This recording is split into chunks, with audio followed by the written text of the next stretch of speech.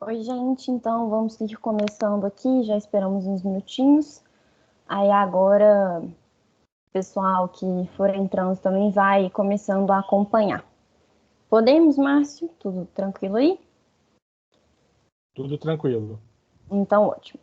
Bom, gente, então comecei a gravar aqui rapidinho, né, para a gente poder não perder essa aula aqui. Então, primeiramente, oi para todo mundo, né? Queria dar as boas-vindas a todas e a todos, né? Nosso primeiro webinar aqui, né? Agradecer a todos vocês por estarem aqui com a gente, principalmente o Márcio, que aceitou o nosso convite para estar participando aqui com a gente hoje. E antes da gente começar, só uns breves avisos práticos, né? Que a Maria até já indicou ali no chat. Vou pedir que vocês mantenham os microfones desligados durante a apresentação do Márcio, só para não gerar nenhum ruído, né? E qualquer dúvida, quaisquer perguntas que vocês tenham, vocês podem ir mandando no chat ou vocês podem fazer no final da apresentação, né? O Márcio vai dar primeiro, né? Fazer uma exposição aqui para a gente. No final, a gente vai abrir para o debate. Aí, se vocês quiserem, né, perguntar diretamente para ele, fiquem à vontade, né? Bárbara e Maria estão aqui com a gente também e elas vão estar auxiliando aí, né, para pegar essas dúvidas que vocês possam, porventura, mandar ali no chat, né? Então, o nosso tema hoje vão ser os imaginários autoritários na HQV de Vingança, né? E só para apresentar o Márcio rapidinho para vocês, ele é doutorando em História Social pela Universidade Federal do Pará e desenvolve uma tese sobre a ideia e a invenção de Amazônia nas histórias em quadrinhos. Ele é mestre em História pela Universidade Federal de Minas Gerais, com uma pesquisa sobre a Guerra Fria nas HQs, e licenciado em História também pela mesma instituição. Ele foi professor da Faculdade de Educação do FMG e professor substituto no curso de licenciatura interdisciplinar em Estudos Africanos e Afro-Brasileiros na Universidade Federal do Maranhão. Atualmente, o Márcio é pesquisador do Núcleo Interdisciplinar em Estudos Africanos e Afro-Brasileiros e ministra regularmente cursos teóricos sobre os usos e possibilidades dos quadrinhos na educação e no âmbito da pesquisa histórica. Então, Márcio, muito obrigada mais uma vez, seja muito bem-vindo. A aula é sua, então sinta-se à vontade aí para começar a sua apresentação. Boa tarde. Eu gostaria de agradecer a todos pela presença. Eu sempre fico muito feliz quando discuto a respeito do uso das histórias em quadrinhos como uma fonte possível, né, para a compreensão de alguns temas. E aqui a gente vai falar um pouco a respeito, né, de uma HQ. Particularmente, eu preferi falar da HQ e não do filme, né? Eu sou um pesquisador de quadrinhos no campo da história. Na verdade, eu sou um historiador que pesquisa quadrinhos, né? Mais do que alguém que é fã, que é leitor de quadrinhos, que faz história. Então, falo desse lugar aqui. E eu sempre fico muito feliz quando eu tenho que revisitar um estudo que eu fiz, né? Ao longo da minha trajetória acadêmica, que era sobre as obras do Alan Moore, né? O Alan Moore, que é o criador do V de Vingança, do Watchmen. Então, na minha dissertação, que foi defendida em 2011, na Universidade Federal de Minas Gerais, eu pesquisei as representações políticas da Guerra Fria nos quadrinhos desse autor britânico, e eu pesquisei o Watchmen, o V de Vingança, e também um quadrinho que era um dossiê sobre as atividades da CIA, do mesmo Alan Moore, que a tradução, né, seria Trazendo à Luz, Brought to Life, né, que era um gráfico docudrama. E eu fiz um ponto de viragem, fiz uma inversão. Geralmente, não sei se vocês já leram o Watchmen ele é considerado uma obra da Guerra Fria. Foi produzida lá em 86, 87, tinha um contexto da Guerra Fria dos anos 1980 muito evidente, né, pelas representações que mobilizava, desde o figura do Dr. Manhattan, ou até a participação dos Estados Unidos em conflitos como a Guerra do Vietnã. Tinha também a ideia de uma paranoia atômica e um certo teor anticomunista. Eu considerei, então, o Watchmen mais como uma obra anarquista e o V de Vingança como um quadrinho da Guerra Fria. Porque, geralmente, as pesquisas sobre o V de Vingança acentuam muito mais essa dimensão do anarquismo, que é quase que evidente no personagem. Só que temos que perceber também que o contexto em que a obra foi produzida. Então, o anarquismo, geralmente, no V de Vingança, aparece lá de uma forma muito ilustrativa, né? Que é evidente ilustrativo.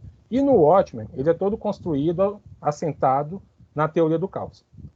Então, aqui a gente vai falar a respeito do quadrinho V de Vingança, né?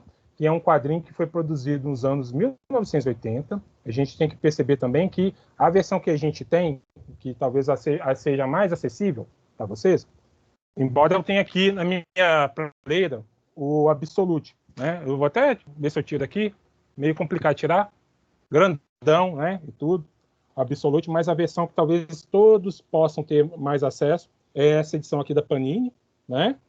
Olha só a comparação com o Absolute aqui, do lado, né? Que, tipo, não sei se está dando para ver aqui, né? Que é uma obra que ela é um calhau, ela é gigante, né? Um tijolão, mas tem o mesmo conteúdo aqui, com alguns extras a mais, e talvez a obra mais acessível em termos, embora em alguns momentos ela fique fora de circulação. Mas é uma obra que ela sempre retorna dentro do mercado editorial de quadrinhos, justamente pelo fato da relação do autor, do Alan Moore, com a própria indústria de quadrinhos. Que, embora ele tenha produzido essa obra, os direitos não são dele, né? Os direitos pertencem à editora, a ponto de o autor, quando ele fez o filme, né, quando fizeram o filme, a Warner fez o filme, ele pediu que o nome dele fosse retirado dos créditos. Então, só figura lá o nome do desenhista, o David Lloyd, né? Então, é um autor que, se vocês forem ver nas entrevistas, com relação ao filme, ele fala, não vi, né, e não gostei.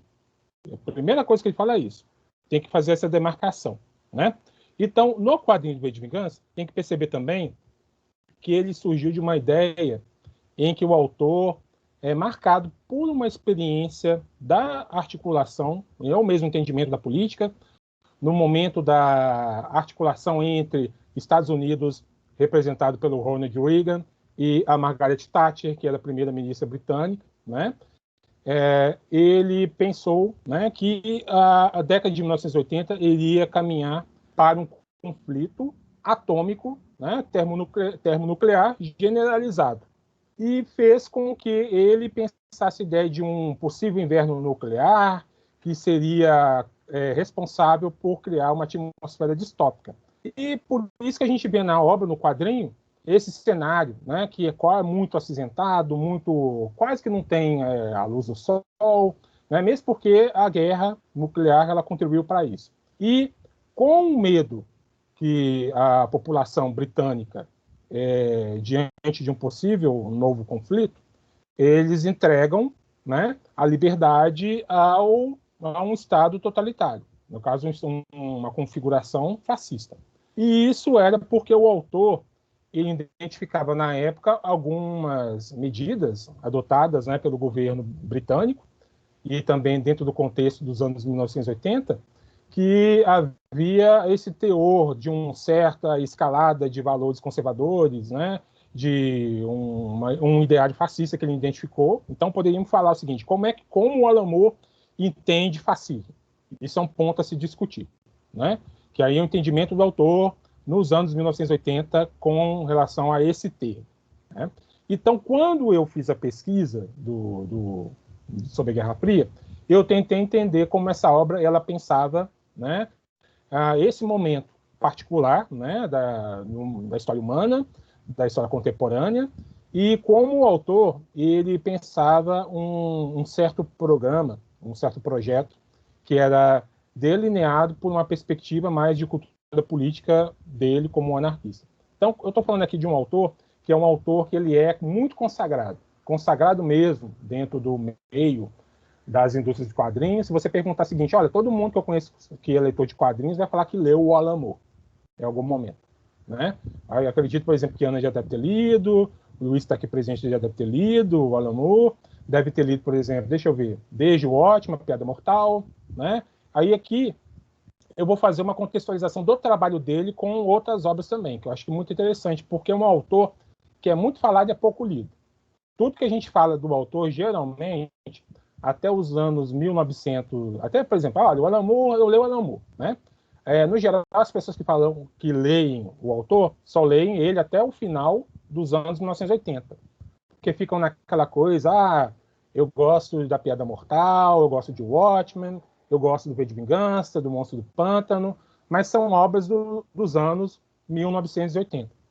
E é até muito interessante porque eu conheço o editor que uma vez foi lá em Northampton, que é a cidade onde o Alan Moore nasceu e onde ele não sai.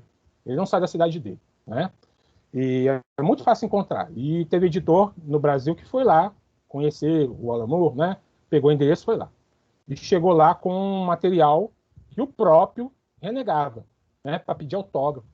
E isso fez com que ele, né? Tipo, ficar naquela situação meio desconfortável com relação a esses trabalhos. Então eu fico até pensando, pô, um editor ir lá no... Até tem carinho pro editor e tudo, né? Mas ir lá e pedir autógrafo em determinado quadrinho que o autor ele tem uma relação muito problemática, conflituosa, né? Então, é um autor que é muito falado e é pouco lido. E eu já fiz exposição a respeito da obra dele, e em determinado momento eu falei, olha, o próprio autor ele considera A Piada Mortal uma obra muito fraca dentro das obras dele.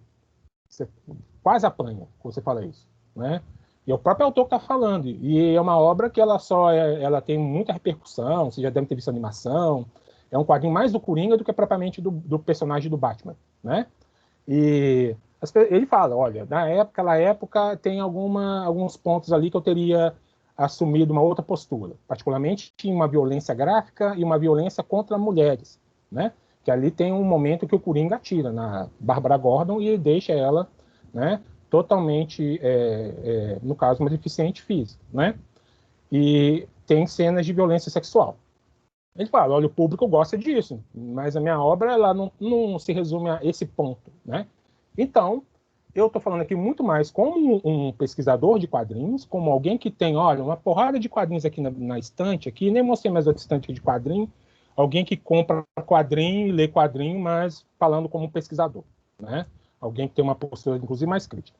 Então, eu acho que é bom situar o autor. Eu vou colocar aqui na minha apresentação, né? Eu preparei uma apresentação de uns 200 slides. A gente vai comentar um por um, né? Eu acho que todo mundo, durante a pandemia, eu acredito que todos aqui têm um relativo tempo, né? Mas não, a gente vai discutir isso tudo. Vou mostrar aqui alguns pontos que até para a gente entender a obra do autor, do V de Vingança, como ele se insere num conjunto maior de discussões em termos de noções de poder, discussões em termos de autoridade, e isso é muito marcante no trabalho do autor. Então, aqui eu acho que falta essa contextualização. Então, vou falar tanto do V de Vingança, quanto também, né, de algumas relações aqui que podem ser definidas, né, dentro do trabalho do Alan Moore. Só localizar aqui, né? Apresentação. Gente, só porque eu esqueci de comentar rapidinho, né, que o Márcio vai fazer a exposição dele, né? A gente combinou ali mais ou menos, né, uma hora e pouquinho, aí depois a gente vai se estender para o debate. A gente pensou a princípio aí uma meia hora depois, mas aí vai de vocês também, né? Mas fiquem sempre muito à vontade para poder mandar questões e tudo mais. Tá, porque eu acho que aqui a gente está para construir um entendimento, construir reflexões sobre a produção desse autor, né? Então, aqui eu escolhi uma imagem, que é uma imagem clássica, né? Que ela figura até no cartaz, né? Que foi feito para esse webinar, que é uma imagem que vocês encontram tanto no quadrinho, né? Dentro do quadrinho tem uma cena com essa representação, né? Embora não tenha esse V, mas também nas edições absolutas, né? Os absolutos são caros e são geralmente edições comemorativas, ou então, no entendimento do próprio autor, algo meio que mercadológico, né? Então, vocês podem encontrar essa imagem, que é do personagem V, né? Que é esse anarquista que ele condensa, né, em torno da figura dele, da personalidade, diferentes ideias e tradições anarquistas. Vocês podem ver uma crítica ao Estado, né, do primeiro, considerado para o anarquismo, o Proudhon, né, ou então uma perspectiva mais revolucionária, mais de mobilização nas ruas, nas multidões, né, do anarquista de punhal, né, de punhares, que vocês veriam numa figura como Bakunin, ou então um apelo ao saber, né, ao conhecimento, que o personagem vê, ele recolhe esses objetos, né, da cultura, desde músicas, né, de LPs, de livros, que são descartados, porque vamos imaginar que um governo de tendência totalitária, fascista, a primeira acepção dele, além de eliminar as pessoas, é eliminar também a cultura. Então, aqui temos um diálogo com Kropotkin, né? E, ao mesmo tempo, temos também uma relação muito individual, muito individualista, né, desse indivíduo que, por si, só na relação que estabelece com os outros, seria uma relação, inclusive, coletiva. E aqui temos um diálogo com Max Stirner. Eu discuti um pouco disso na minha dissertação, né, para perceber como o autor ele condensava essas diferentes tradições anarquistas. E aqui eu não estou tirando essas informações, sei lá, sem evidência, porque vocês podem ver nas entrevistas do autor, né? Tem vários livros, várias biografias que são dedicadas a essa percepção do quadrinista, né, com essa cultura política. E é muito contraditório porque aqui vemos um mercado que, em certos moldes, é conservador, mas tem indivíduos que são contraculturais. Aí eu vou indicar depois alguns documentários que vocês podem ver do autor, né? Eu vou indicar agora. Tem o The Mindscape of Alan Moore, né? Que seria algo como A Viagem Cerebral de Alan Moore, que é de 2003, e é um documentário que ele fala mais sobre percepções a respeito do tempo, sobre política, do que propriamente sobre quadrinhos. E tem agora, um recente, 2 anos atrás, que é Na Cabeça de Alan Moore. Vocês podem encontrar, inclusive, no YouTube, né? E aí o Alan Moore ele faz uma relação mais com o universo político do que propriamente sobre quadrinhos. Ele discute, olha, dá alguns pontos que são muito interessantes para a gente pensar o tempo presente, né, em que vivemos.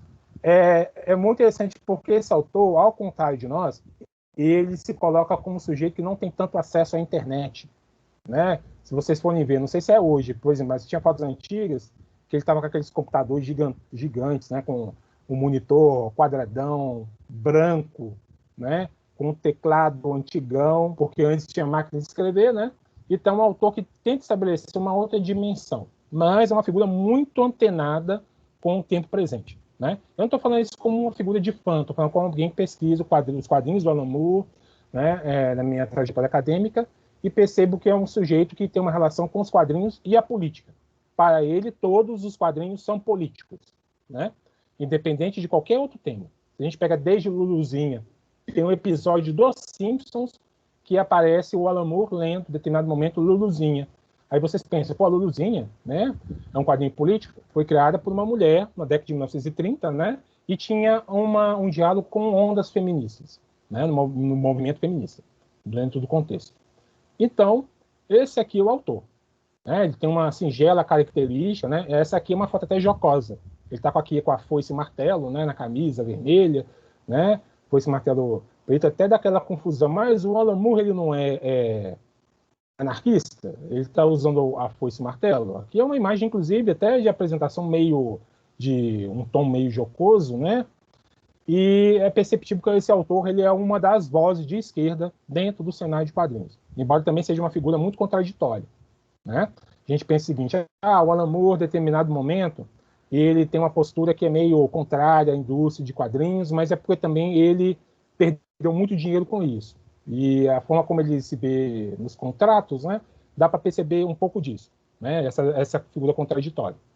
E aqui tem o autor, ao longo dos anos 80, ele está até lendo uma revista aqui que foi lançada no cenário britânico, né, que é o DR e o DR and Quinch, né, que é um quadrinho de 2 alienígenas que discute muito a cultura do entretenimento, né, então dá para mapear o autor aqui. Até hoje ele tem essa fisionomia, né, essa figura meio alta, com a voz muito um inglês britânico, né, fala meio que pausado, uma voz inclusive muito densa, né, e figura de destaque dentro do cenário dos quadrinhos e da cultura de massas no contexto atual. Então, tem muita coisa que a gente no dia a dia, né, dentro do cenário dos quadrinhos, e a gente tem uma relação com esse autor.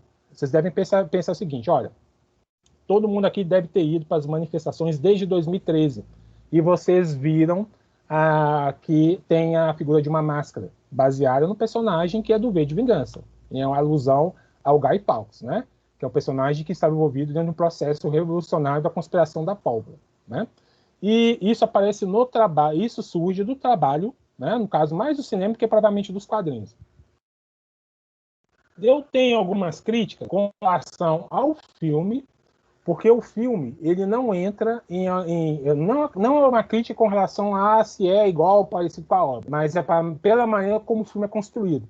O filme, ele não toca em determinado momento em palavras que aparecem no quadrinho, né?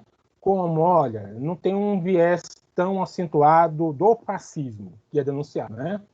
E dá margem, tanto que o filme deu margem em termos de apropriação, tem estudos sobre isso, que o filme foi apropriado à torto e à direita, né? Foi apropriado tanto pela esquerda quanto pela direita. E aí vocês veem máscaras, né, pintadas com verde e amarelo, né, invocando valores que são conservadores, valores que não dizem a respeito do quadrinho, né, nem tanto do filme. Então, o filme, por ser um produto que ele é dirigido para um público mais amplo, ele contribuiu, né, pelo menos pela apropriação que foi feita dele, para esses equívocos. Né? Aí é uma questão mais dos entendimentos, das apropriações, que é propriamente do que está no filme. Né? E aqui o personagem, né?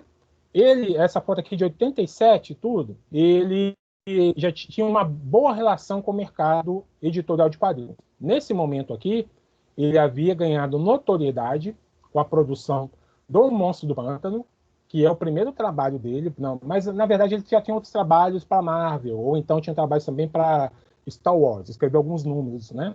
Mas o grande trabalho dele, que contribuiu para uma invasão britânica dentro do cenário dos quadrinhos norte-americanos, foi o Monstro do Pântano, que era um título que estava por ser cancelado, e aí deram a oportunidade do Alan Moore escrever o Monstro do Pântano, e acabou se tornando uma obra de renome, né? Uma obra de sucesso.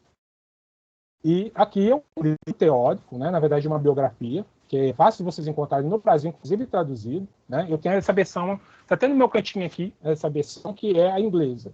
Né? Tem um CD, né, nele, e aqui é esse Alan Moore, esse contador de histórias. Né? Tem outra biografia também, que é o Mago das Palavras, né, do Lance Parkin. E aqui o documentário, The Mindscape of Alan Moore, né, que vocês encontram, fácil de encontrar pelas mídias, né? E dá toda essa percepção da escrita do autor como relacionada com a dimensão política e até com questões do campo da magia, porque é um autor que, em determinado momento da carreira dele, pós o V de Vingança, se tornou mago. Então, é um autor que trabalha os mais variados temas dentro dos quadrinhos dele. Alguns quadrinhos pensam essa dimensão de uma atmosfera histórica, como Lost Girls, que é uma narrativa erótico-pornográfica, que trabalha com 3 personagens da literatura infanto-juvenil, pensadas adultas, no contexto de emergência da Primeira Guerra Mundial. Elas se encontram num hotel, né, na fronteira, né, Alemanha e Áustria, né, e vai estourar uma guerra mundial, né? E essa guerra mundial, quando ela estoura, ela dá margem para discussão de temas como desde pulsão de morte, que é muito articulada com o ponto da sexualidade. Então, aqui alguns trabalhos do Alan Moore para situar quem que é esse autor. E, geralmente a gente tem que falar do autor e mostrar a cara dele, né? E tudo. Esses anéis que fazem parte, né, da fisionomia do Alan Moore, é o autor que ele se tornou mago, né? E ele tem essa posição dentro da indústria de quadrinhos, né? Só um momentinho aqui, gente. Opa. Tá voltando aqui. Então, é um autor de múltiplas obras, né? Bem revisitadas, tem um apelo comercial até os dias de hoje, né? E desde aqui uma homenagem do Sérgio Topi, que é um quadrinista italiano. Então, vemos aqui que é um autor de renome, né? Aqui é uma questão de situar o autor dentro do cenário, né, das produções. Tem desde personagens como Watchmen. Watchmen, inclusive, foi a série ambientada no trabalho do Alan Moore, ela foi campeã, né, dos Grammys lá, né? E da mesma forma que tem um personagem como o John Constantine, que tem filme, que não tem nada a ver com o personagem, né, dos quadrinhos, e é um autor que tem um variado repertório. Pelo menos os trabalhos dele são compostos por pesquisas, né? E aqui a gente chega no V de Vingança. Aqui eu coloquei a versão, né? O V de Vingança, ele é uma obra dos anos 1980.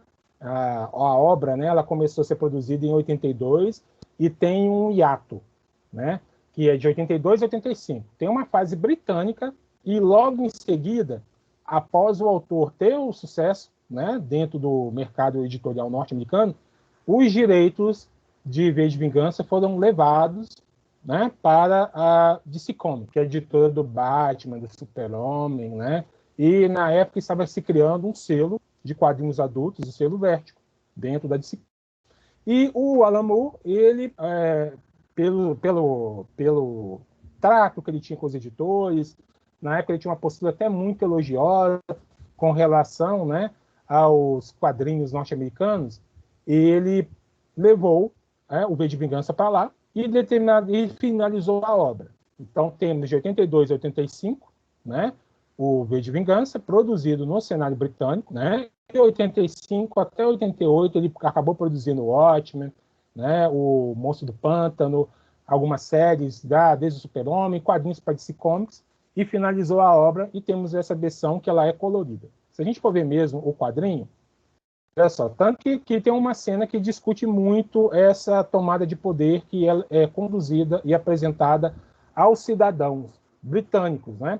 Quando o personagem vê, em determinado momento, ele entra, né, dentro da rede televisiva, ele faz uma espécie de programa, né, e fala, né, olha, nós tivemos uma série de estelionatários, farsantes e mentirosos, insanos, que cometeram uma série de decisões catastróficas. Isto é um fato notório. Mas quem os elegeu, né? E aqui a gente tem figuras desde Adolf Hitler, Stalin, né?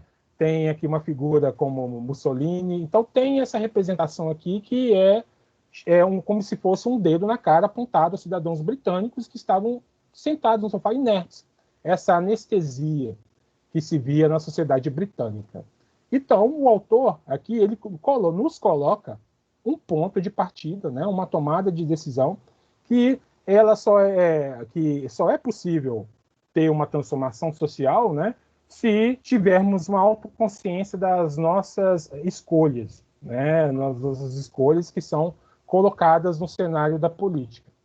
Para voltar aqui, então, quando se fala do V de Vingança, geralmente a gente pensa nesse quadrinho aqui, né? Ele já teve várias edições no Brasil, né? Teve edição, por exemplo, pela Via Lettera, pela Globo, teve outras edições, agora pela Panini, né? Mas o quadrinho originalmente ele foi publicado nessa revista aqui, a Warrior, né? Que é uma revista britânica. E o V de Vingança, né? Ele fazia parte, só para vocês verem onde é que ele faz parte aqui. Tanto que aqui tinha um quadrinho do Alan Moore, que esse A Dream of Flying, que é um sonho de voar, ele era um quadrinho de um personagem que era o Marvel Man, né? Que depois ele teve um nome mudado para Miracle Man, né? Que era um personagem britânico dos anos 50, mas o autor ele deu uma repaginação para esse personagem britânico e fez dele elementos para discutir conceitos nietzscheanos, ou mesmo aquela noção do homem, né? Como além do próprio homem, a uma dimensão mesmo de uma ideia de deuses estão mortos, né? E acabou colocando essa posição para o terreno da política. Então, o autor, no mesmo momento que ele estava produzindo, começou o V de Vingança, né? Que está aqui na página 32, ele estava fazendo esse quadrinho. Esse quadrinho foi publicado depois na Marvel, anos depois, né? E teve até edição aqui no Brasil e tudo. Não foi tão exitosa, porque eu acho que também a percepção que nós tínhamos de super-heróis era mais, talvez, elogiosa por causa do mercado editorial de quadrinhos, né? E também por causa da efervescência em torno de produções cinematográficas. Então, aqui a gente tem, olha só, desde no Marvel Man, ele pediu para que retirasse o nome dele. Então, quando vocês comprarem o Marvel Man, o Miracle Man, né? Vai estar lá o escritor original e o nome dos desenhistas. Só está assim, do escritor original, porque o próprio Alan Moore pediu para tirar o nome dele, né? Então, aqui a revista onde foi publicada, que é a história, inclusive, do Marvel Man, era em preto e branco, né? Aqui está o V de Vingança, ambientado, inclusive, olha só, o V de Vingança ele começa em 97. A trama é situada no ano de 1997, né? Que é uma narrativa de um governo opressivo sobre a população britânica, e surge lá uma figura, né, que é do personagem V. Tanto que aqui a cena do primeiro capítulo inteiro, né, que apresenta o vilão.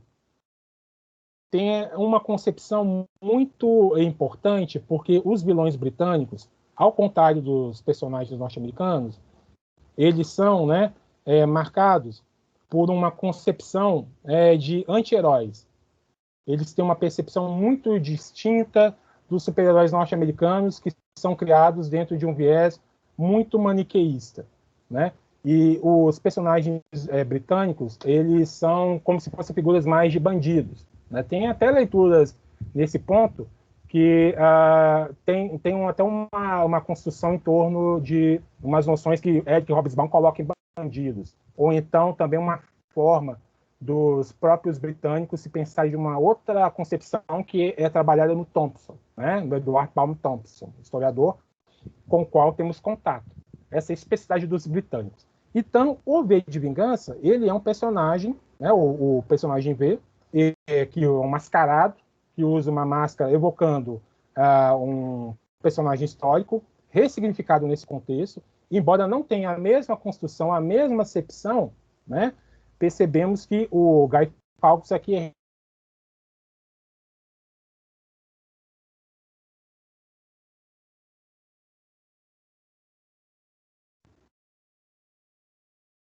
cair, gente.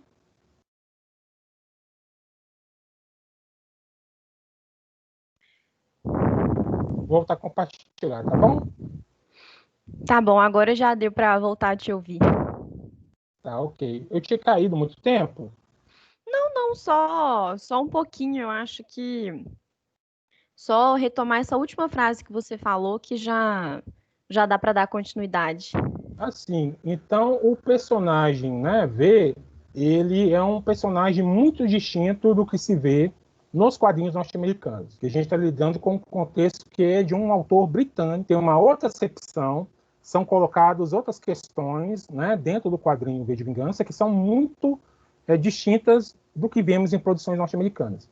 E é por isso que o mercado norte-americano acabou apostando no Alan Moore, em autores como Neil Gaiman, né, Grant Morrison, porque os britânicos, os ingleses, escoceses e até irlandeses também, né, eles tinham uma maneira muito particular, muito peculiar de pensar os quadrinhos. Eles orientavam a percepção não por aquela noção mais dita de bem contra o mal, de personagens que são, embora existissem outras perspectivas dentro dos quadrinhos norte-americanos, mas os britânicos tinham uma posição que era de pensar esses heróis, que eram como se fosse o próprio título, o vilão, que ele não vai se enquadrar dentro desses critérios. Por quê? Porque aqui estamos falando de um Estado que tem um controle total sobre os indivíduos, né? Que usa, inclusive, a ideia que está fazendo isso para a própria proteção dos indivíduos. Então, esse Estado tem a figura do líder, que é a cabeça, tem a figura dos dedos, que são uma parte da polícia, tem também o sistema de escutas, né, que são os ouvidos, tem as câmeras, que são os olhos. Aqui tem a dimensão de uma noção de um Estado como um corpo, quase que uma corruptela de um Estado mais hobbesiano, né, pensado dentro de uma posição mais de um fascismo, de um totalitarismo. O filme, ele acabou orientando uma coisa que eu achei legal do filme, só para falar. O nome do ditador, do governante, ficou como Adam Sutler, né? Que é uma quase próximo de Adolf Hitler. Já no quadrinho, Adam Susan, né? Eles mudaram isso. E para dar esse tom mais de uma figura ditatorial, né? Que tem uns dramas próprios, né? Que aparecem nos quadrinhos. Mas nessa página aqui a gente já percebe, olha só, desde das cercas que fazem, né? Como se fosse a própria ideia de proteção dessa sociedade. E tem uma personagem que é a Eve, né? Eve Hammond, né? Que ela é talvez o ponto mais importante do quadrinho do V de Vingança. Eu acho que é mais importante que o próprio V. Né? Vou falar até por quê. Porque o nome da personagem, Eve, se a gente colocar um R no meio, vai ficar Every, que é como se fosse todos. Isso até tem leitura sobre, tem até o próprio autor falando. Então, seria essa tomada de posição de todos para romper com essa ordem aqui instituída. A gente pode, é uma leitura que aparece nos quadrinhos, a gente fica muito mais preocupado, né, com toda aquela construção em torno, né, do personagem mascarado, talvez seja a personagem mais importante. Tanto que, para dar spoiler, vou dar spoiler mesmo, que a gente está falando aqui no ambiente de pesquisa. Ela é a que assume todo esse ideal, né, revolucionário de transformação dessa sociedade. E transparece na figura da personagem. Então aqui a gente tem, no V de Vingança, o quadrinho, né, que ele foi publicado nessa revista. Até para chegar na edição que nós temos, essa edição comemorativa do selo DC Comics, né, Vértigo, que anteriormente nem existia, mas criaram esse selo para abrigar quadrinhos com essa temática. Então aqui a gente percebe no V de Vingança, aqui são as edições na DC Comics, né, que ela era sugerida para um público maduro. É uma outra postura que se via dentro dos quadrinhos comerciais norte-americanos, né? E eu acho muito interessante algumas discussões que aparecem, toda uma tensão entre uma dimensão atribuída ao que se entende como justiça, né? Que para as instituições desse Estado aqui, tanto que o partido, o próprio Lamour fala, olha, no momento que eu criei o V de Vingança, tinha ascensão de grupos com uma frente nacional no cenário britânico, o NF, tanto que o nome do partido é North Fire, né? Como se fosse a chama nórdica, evocando esses valores de construção em torno de raça, né? Daquela ideia, olha, nós somos descendentes dos nórdicos, nós somos descendentes quase de figuras como a dos vikings, e esse NF era dessa frente nacional que se construía dentro do cenário britânico e que o autor pensava, olha, estava em diálogo com o governo Margaret Thatcher, que tinha medidas contra trabalhadores, ou havia dispositivos dentro, né, do pensamento político, tentativas de implantar dispositivos que controlassem questões como homossexualidade. Eu lembro, quando eu sou um pouquinho mais velho, acho que todo mundo aqui, eu lembro quando eu era criança, eu lembro de ver tipo jornal Hoje e deputado britânico ter que pedir renúncia porque descobriram que ele era homossexual, né? Dentro desse contexto em que havia essas tentativas de dispositivos para tornar a homossexualidade até condenável do ponto de vista abstrato. Isso existia dentro do contexto britânico, Margaret Thatcher. O Alan Moore ele fez um quadrinho com outros autores que o nome é ARG. É como se fosse ARG, daquela ideia de nojo, né? Não vou falar nem a imagem que vem na minha cabeça quando alguém faz ARG, né? Mas é como se fosse um nojo mesmo, né? Quase como se fosse uma ânsia de vômito. E era um acrônimo, né, para artistas movidos contra a homofobia deliberada do governo, que era contra o governo Margaret Thatcher. E ele acabou reunindo esses autores, né, autores consagrados na época, desde o Frank Miller, tem também participação do David Lloyd, também que faz a arte do V de Vingança, para pensar esses dispositivos, né? Então, o V de Vingança, ele é um quadrinho que ele acaba dialogando com outras produções do autor. A gente tem uma tendência a separar uma obra, né, de um autor no contexto e não pensar nos diálogos e que ele estabelece com outros autores ou até mesmo com ele mesmo em outras produções, né? Eu vejo muita análise de canal, né, tipo de YouTube, que vai discutir quadrinhos, não penso tanto essas relações, que são muito características de nós historiadores, né? Então, acho que é muito interessante a gente partir desse ponto, dessa perspectiva, né? Tanto que aqui tem uma construção em torno, eu chamo muita atenção para o V de Vingança, ele não tem tanto balão de pensamento, ele tem mais recordatório, ele tem evocação de alguns momentos do passado, mas não tem tanto balão de pensamento, ao contrário do que se vê em outras produções. Isso até eu analisei um pouco na minha dissertação, porque é um quadrinho muito político, e na política, nesse teatro, em que se delinea a política, né, nós não temos tanto contato com o pensamento do outro, nós não sabemos o que o outro está pensando para ver a forma como ele vai agir. E no V de Vingança também tem essa construção mais da política como um cenário teatral. É quase como se fosse uma grande ópera, que até tem uma parte do quadrinho que chama Esse Cabaré Vicioso, que até tem música, depois eu até coloco se vocês quiserem ver, né? Então aqui tem esse diálogo do autor, né, com uma crítica a todas as instituições, desde a dimensão do que era a polícia do Estado, a polícia estatal, né, a representação também da ordem religiosa como construtora desse aparato repressivo, né, desse aparato que vai fazer com que as pessoas sejam controladas. Tem a dimensão aqui da justiça, para quem o personagem, ele acaba, inclusive, fazendo uma evocação em que ele se sente traído por essa dama, a justiça que não tem essa acepção neutra, mas que toma partido desse Estado, né? E é muito interessante porque não fica evidente quem seja o personagem V, o personagem mascarado. No início do quadrinho, tem quando vai descrever a respeito daquela sociedade, né, fascista, tem falam que, olha, primeiro, quando aconteceu tudo aquilo de uma guerra provocada, né, por causa de um presidente Kennedy, não atribuído ao presidente John F. Kennedy, mas talvez seria um sobrinho. Isso tem, porque é uma ficção especulativa também, ambientada no futuro.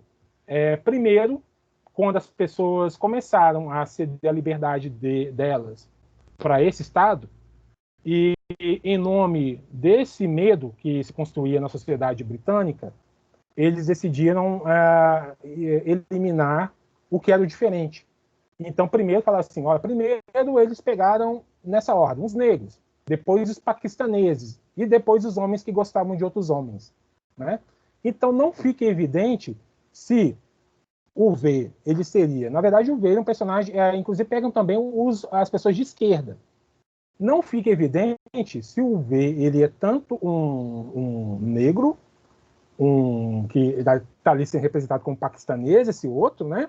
Ou se ele é um homossexual, ou se ele é alguém de esquerda. A gente já sabe que é alguém de esquerda, mas, na verdade, ele é tudo isso. Ele é esse outro, esse diferente, né? Para aqueles que se pensam iguais. Tanto que a gente vê até no nosso contexto atual aquela ideia, né, da ideia que as minorias têm que se curvar à maioria. Isso até é sustentado em discurso, né, de figuras que foram instituídas dentro do campo do poder. E a gente percebe que o V, ele é representante dessas minorias. Tanto que tem cenas que são ambientadas nesse cenário dos campos de concentração, né, porque se cria isso, se cria um ambiente em que esse diferente ele vai ser objeto de desumanização. Então, o quadrinho, ele bebe muito nessa tradição que discutimos aqui, que vocês discutem do NEPART, né, a respeito dessa dimensão do autoritarismo e do totalitarismo. Dá para perceber esse quadrinho aqui em diálogo com autoras como Hannah Arendt, né? Dá para perceber esse quadrinho também com discussões que pensam, né, como esse quadrinho se relaciona com o Holocausto. É possível, sim, né, porque esse quadrinho, ele bebe, né, em termos de influência, a esse contexto, né? Esse contexto. Então, aqui tem uma cena que eu acho exemplar, não foi tratada no filme, por questões mesmo de ambientação, né? Que é o momento que o personagem, né, que é a figura do bispo lá, né, do alto sacerdote desse estado, né, ele é confrontado, né? Tem aqui, inclusive, um complô armado, né, pelo personagem V e a Ida, né? E em determinado momento o V testa e fala que, olha, a hóstia, né, ou o vinho que você ingeriu, eles estavam envenenados. Você acredita na transformação, né, da hóstia, né, do pão na carne de Cristo, ou então no vinho como sangue de Cristo? Aí o personagem desaba. É como se aqueles dogmas, aquelas certezas absolutas da religião, elas caíssem por terra. Então, o personagem V, ele vai minando o que contribui para a construção desse aparato, dessa sociedade, desse Estado, né? Ele vai eliminando, desde a figura dos dedos, do nariz, dos ouvidos, até pensar também na eliminação da cabeça, né? Até a eliminação da cabeça, né, não vem do próprio personagem, do personagem V, mas é de uma outra postura, né? como o próprio Estado fascista ele faz com que os personagens também sejam vítimas, né? Então tem todo esse momento aqui, toda essa discussão, que é interessante porque esse quadrinho ele era ambientado no ano de 1997, 98, mas ele era muito sintonizado com o momento, né, em que ele foi construído. Ele diz mais respeito do momento em que ele foi construído que propriamente de um futuro imaginado, né?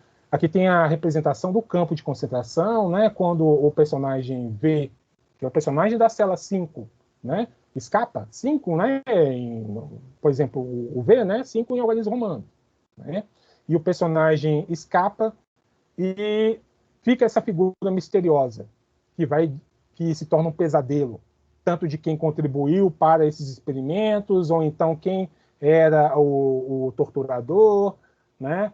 E que desumanizava os seres humanos, né? Dentro dessa construção.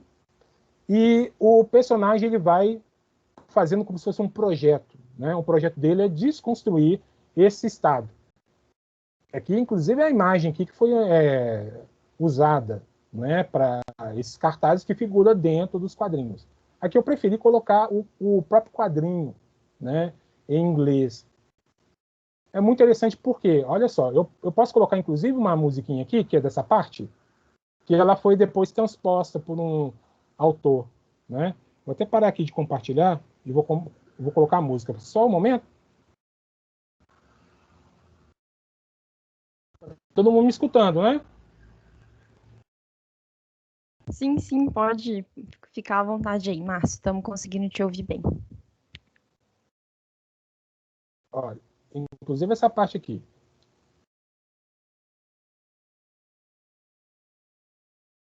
Eu vou tirar aqui o YouTube, sempre aparece aquela coisa, né? O meu aparece os Mormons, né? Aquela coisa de... Vocês estão escutando? Estão escutando?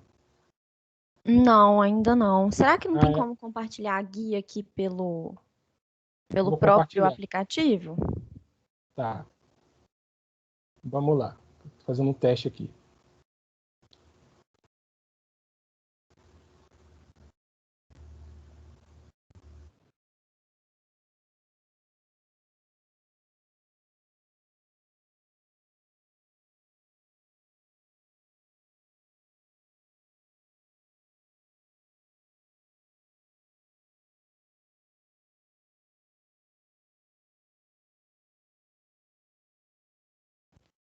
Márcio, as meninas estão falando aqui no chat que você precisa Ah, tirar o fone para a gente conseguir ouvir a música. então vamos lá.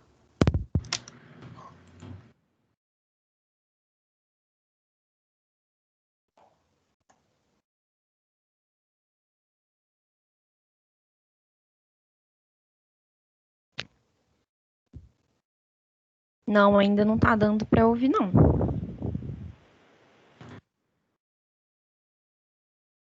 Eu vou mandar o link aqui, eu posso? Aí vocês escutam aí, enquanto eu falo. Pode ser? Pode sim, claro. Tá. Opa. Como é que vai sair aqui? Tá. Tá. Pode compartilhar. Então vamos lá. Vou mandar aqui o link, tá? Beleza. Tá. Aí vocês dão uma escutada aí, porque o V de Vingança ele tem um caráter muito teatral. É uma obra que tem essa ideia da política como esse teatro, em que sujeitos atuam, em que não sabemos as intenções de tal e qual autor, né, de qual tal personagem, e percebemos que nesse cenário determinadas figuras podem mudar de posicionamento, dependendo do contexto, né? Então, aqui no V de Vingança, para situar vocês, vou colocar aqui a página, inclusive, do Vícios Cabaret, né? Vou voltar aqui.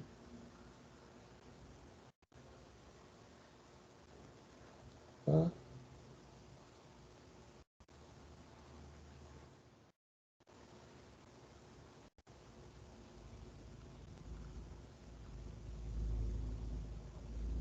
Aqui, vamos lá, né? Então, essa representação desse teatro da política como uma ópera, né? Que tem o vilão, tem o mocinho, e o vilão, dependendo, ele se torna herói, e o herói se torna vilão, né? E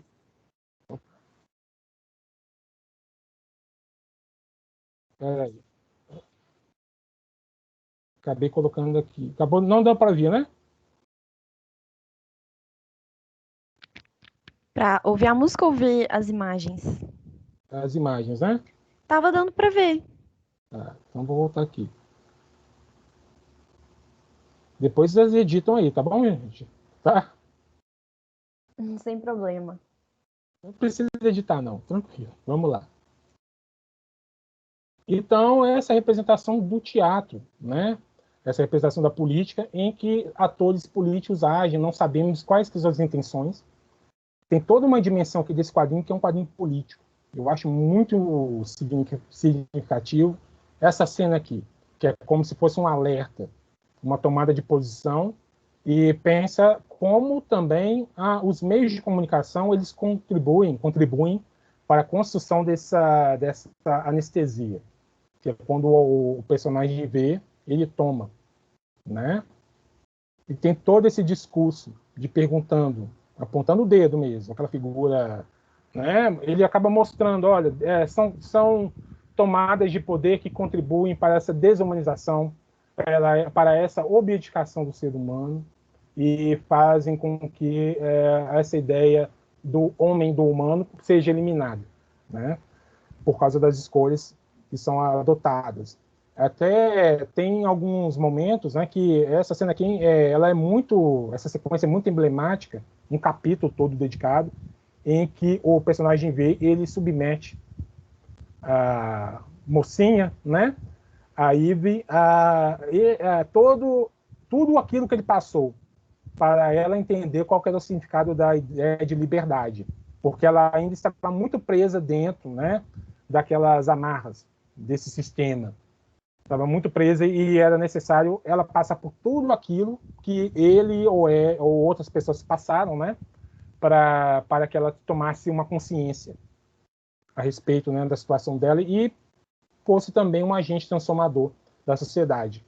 Então, é um quadrinho também que discute muito essa noção de liberdade.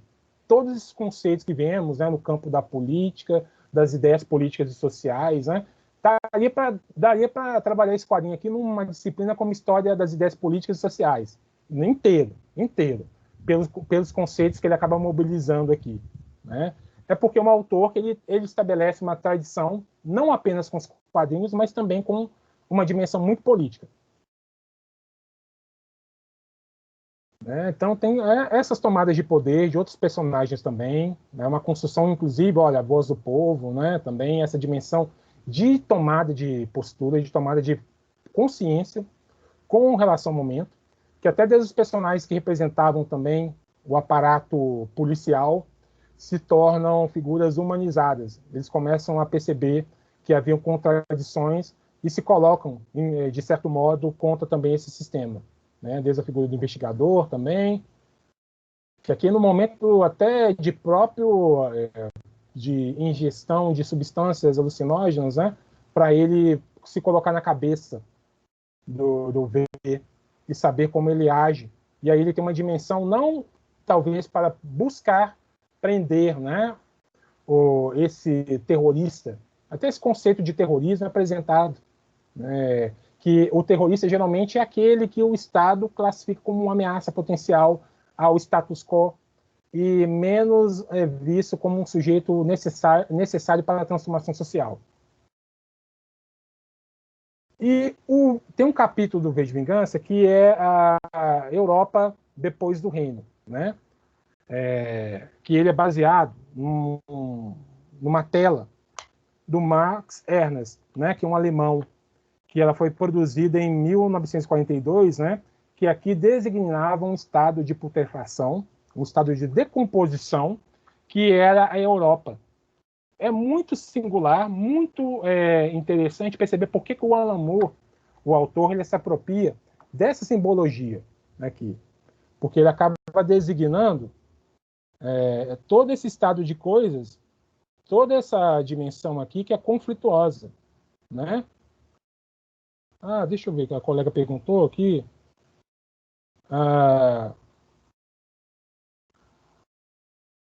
A Bárbara, né? Se em vez de vingança ele dialoga com outro quadrinho, o quadrinista. Tá. Depois a gente comenta, tá? Mas só para responder, dialoga assim, dialoga propriamente com o que ele fazia.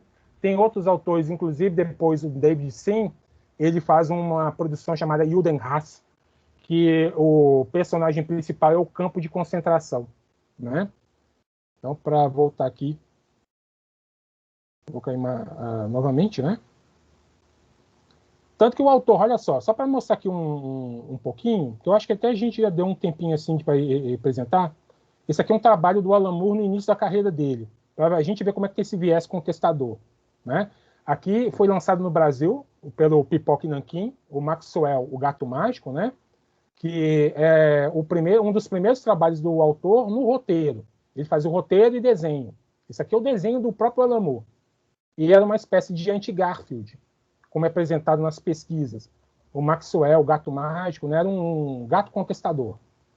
Que essa produção aqui, ela é de 1979, até uma parte dele vai até os anos 80, né, 81, que é um momento que até o autor ele deixa, né, de se pensar também no desenho, embora depois ele tenha alguns outros desenhos, né, ele faz um desenho, e se dedica exclusivamente ao roteiro. E vai produzir um V de Vingança, né? Tanto que uma representação elogiosa, mas só para mostrar alguns quadrinhos que têm um diálogo com esse contexto. Squeeze, que é um quadrinho que foi publicado na 2000 AD, né? Na Britânica 2000 AD, e é uma produção que é quase como se fosse uma leitura de um ET ou extraterrestre, só que pensado no contexto britânico, e as pessoas têm que conviver com os dramas da época, do governo Margaret Thatcher, desde greves, né, greves sem solução, de uma política de uma política mesmo de instabilidade social. Então o autor ele acabou utilizando da ficção especulativa para produzir essa obra. E é feita no mesmo contexto, no mesmo momento, né, de um V de Vingança. Ou então esse quadrinho aqui, que é uma crítica à cultura de entretenimento, né, desde o cinema de Hollywood a todas aquelas representações que vemos, né, lançado em 2000 AD, olha só, 1984 ele estava lá no calendário da 2000 AD e tudo, e ele estava escrevendo o V de Vingança. Ou então esse quadrinho aqui, que é uma espécie de quase família Monstro, família Adams, só que é ambientada no contexto britânico. Só para que dar uma dimensão do trabalho. Ou na década de 80, no mesmo contexto, também britânico, tudo, né? Tem a balada de Hello Jones, né? Hello Jones, que é essa personagem aqui que tem questões aqui que são sociais, representação da mulher num contexto de mercado de trabalho, em que a carência de empregos e o personagem tem que se lançar num espaço sideral, né? Que é essa representação desse vácuo. Ou o Miracle Man, que começa no mesmo ano, né? Na mesma revista do V de Vingança, que aqui está discutindo essas noções mesmo. Olha só, tanto que o projeto que cria esse super-herói aqui é um projeto chamado Projeto Zaratustra, que é como se fosse quase a figura de um projeto que vai criar um ser humano perfeito. E era um personagem que era uma corruptela, ele foi inspirado no Capitão Marvel, Shazam. Capitão Marvel, quando ele era o Billy Batson, quando é criança, ele grita Shazam e se torna o Capitão Marvel. Aqui é um personagem, o Mike Moran, né, que quando criança, ele gritava Kimota, que é atômica ao contrário, e se transformava no Marvel Man, no Miracle Man, né? Depois foi lançado pela Eclipse, nos Estados Unidos. E era a ideia de criação de um ser humano superior. Tanto que era um projeto lá que encabeçado até de concepções mesmo, de uma dimensão de... Até o nome do próprio projeto, né? Aquela ideia evocativa da construção do ser humano perfeito pelos alemães, né, durante a Alemanha nazista. E aparece nesse personagem aqui e está totalmente em diálogo com o V de Vingança. Né? Olha só como é que o personagem era. É até interessante porque o Alan Moore, quando ele assumiu esse personagem, que depois deu uma polêmica em torno dos direitos, ele pensou, e se a criança crescesse e esquecesse a palavra que transformava ele nesse ser humano, né, desse super-herói. E quando ele se torna super-herói, ele tem também uma galeria de coadjuvantes, e ele se coloca acima dos seres humanos normais. É como se fosse essa figura olhando de um trono, de uma montanha, olhando para baixo, e ele está além do homem, né? Aqui foi colocado muitas ideias nietzscheanas, tem todo um discurso aqui relacionado com essa dimensão que vivemos também no V de Vingança, desses projetos que pensam o ser humano sendo eliminado para a construção de algo superior, que não se vê na prática, né? Tanto que esse quadrinho era polêmico, é um quadrinho que até no momento teve uma cena de parto. Deu maior polêmica também, porque tinha essa representação aqui também, que é muito singular, muito semelhante àquela que vemos lá no Europa depois do Reino, né? Que tem uma relação com o V de Vingança também. Aqui, até a série, o personagem eles colocam acima dos homens normais, que aqui depois foi pela Marvel, que a Marvel acabou comprando o direito.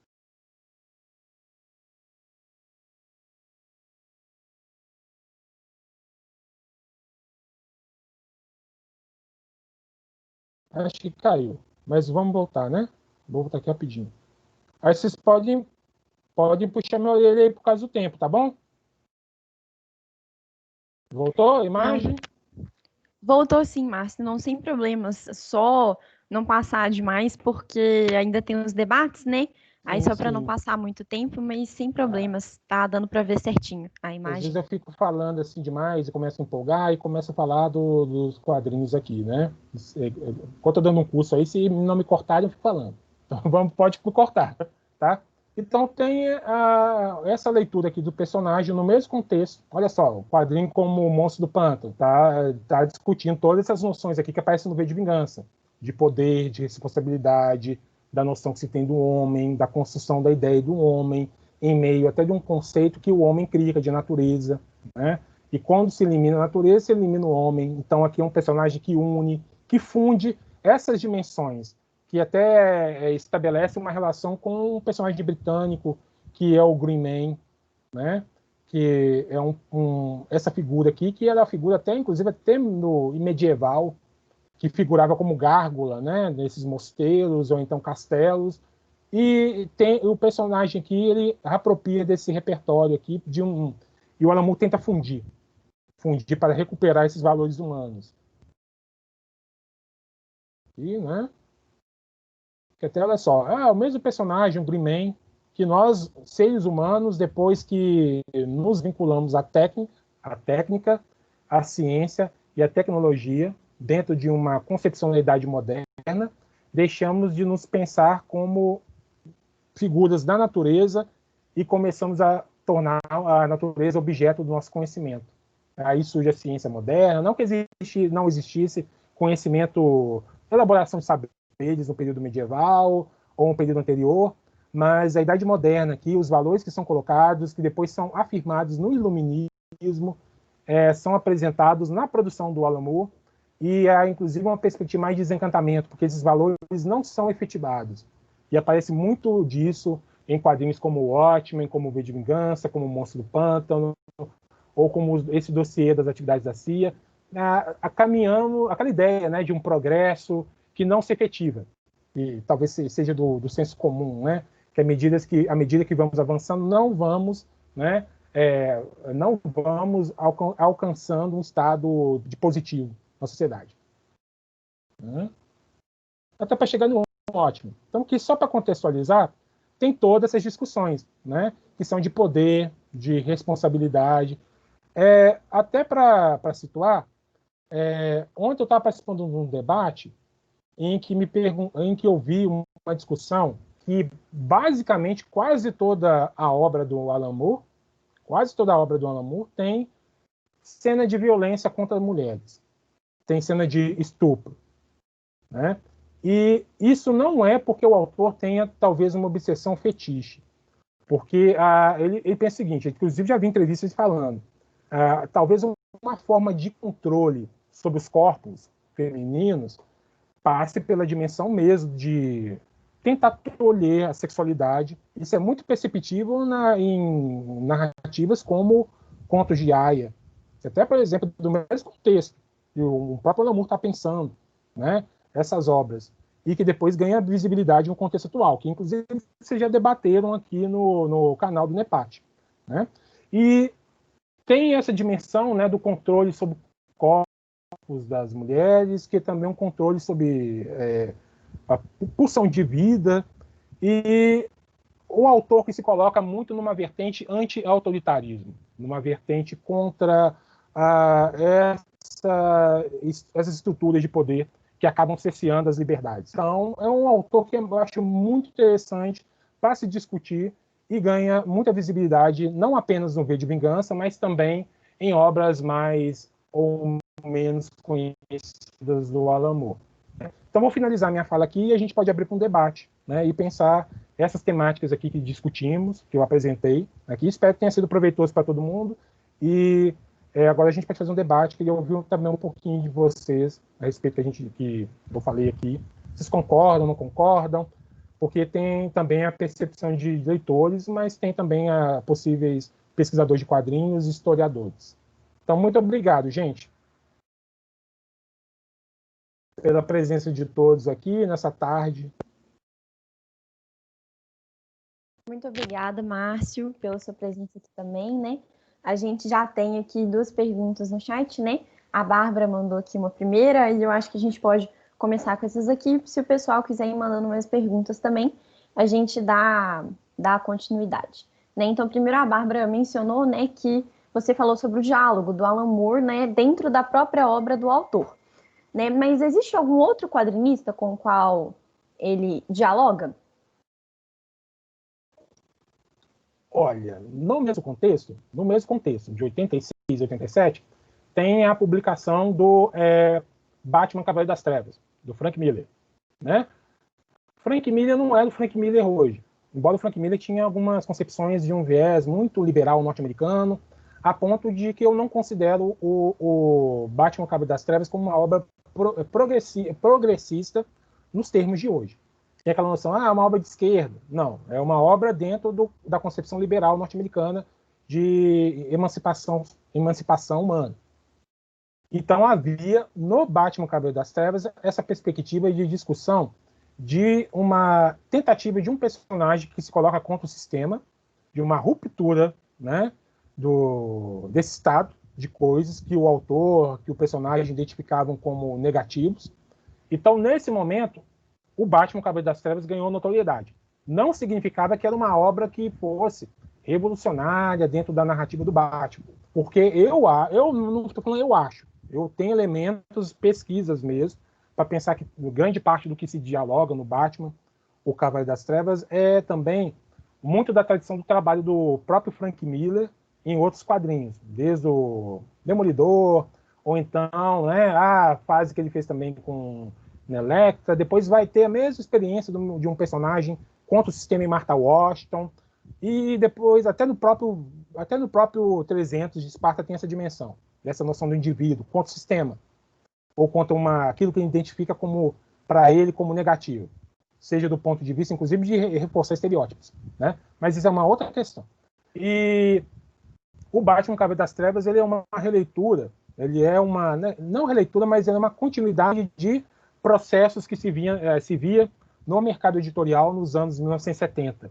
Aí tem figuras como Dennis O'Neil, né, que acaba estabelecendo dentro do Batman a gramática mais do vigilantismo, que a década de 70 é muito expressiva porque tem personagens que rompem com o sistema, né? E a gente vai ver desde um Charles Bronson no Desejo de Matar, até um personagem como Wolverine, que surge no mesmo contexto, ou então o Justiceiro, né, que são esses personagens que se colocam contra o sistema.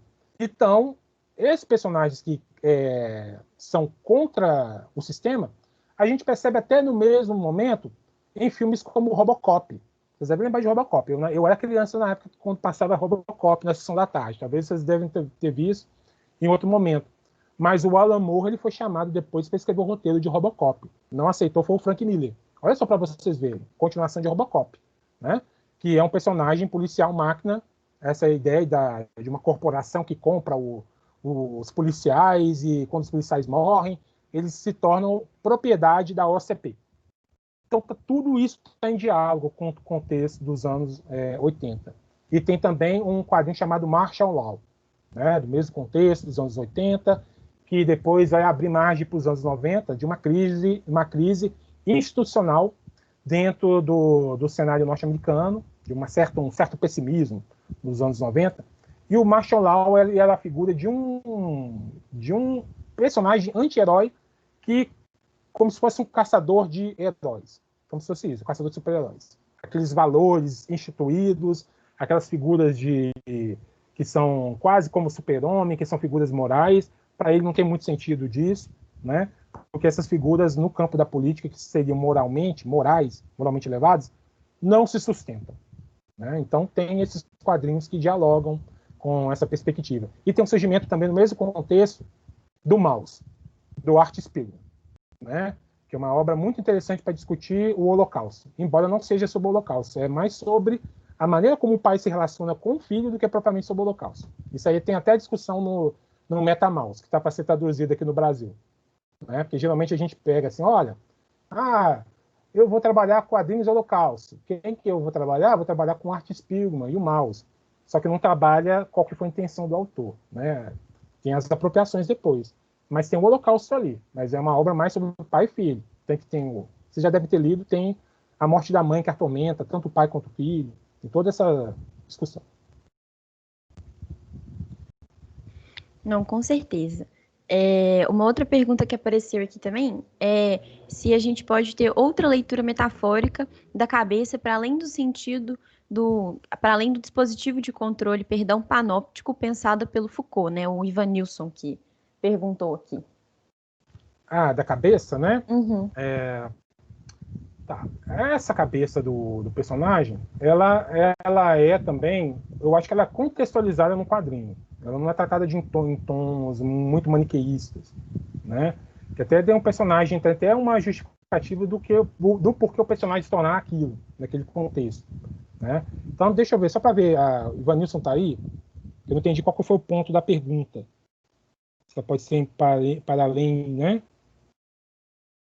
Deixa eu ver. Sim, porque tem essa ideia do controle, né?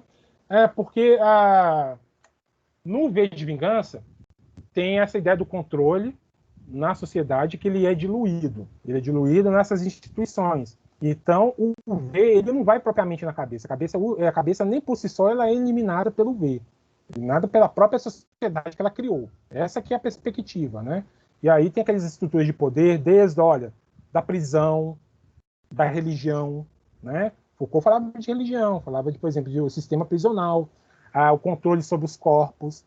É um quadrinho que até começa, no início, vocês devem lembrar que tem uma tentativa de estupro da personagem, quando os homens-dedo, né, chegam para a personagem. Por quê? Porque ela não encontra trabalho e ela é levada a se prostituir.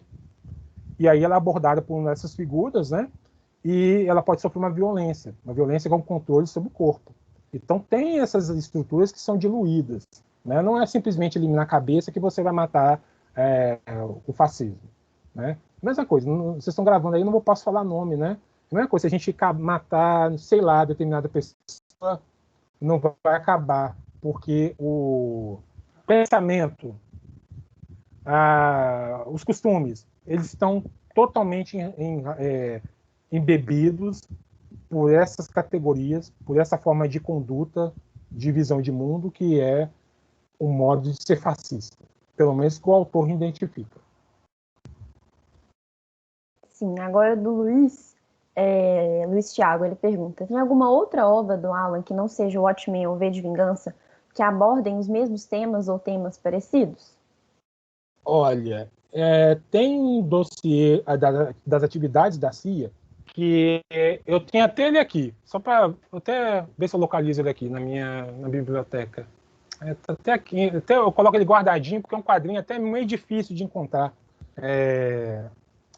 que ele é um quadrinho das atividades da CIA no século XX, e ele é pensado o seguinte, ele foi encomendado por um instituto, né, o Krishk Institute, e na época teve uma campanha de boicote a esse quadrinho, né? Na época, quando eu comecei a fazer a minha pesquisa do mestrado, eu não tinha ele em mente. Eu tinha pensado o seguinte, eu vou trabalhar com o Watchmen. Aí depois eu fui pensando, V de Vingança também é uma obra do que pensa a Guerra Fria. Aí eu cismei de colocar esse quadrinho. Tanto que se vocês fizerem uma pesquisa, sei lá, no campo de busca do Lattes, infelizmente só eu que pesquisei esse quadrinho no Brasil.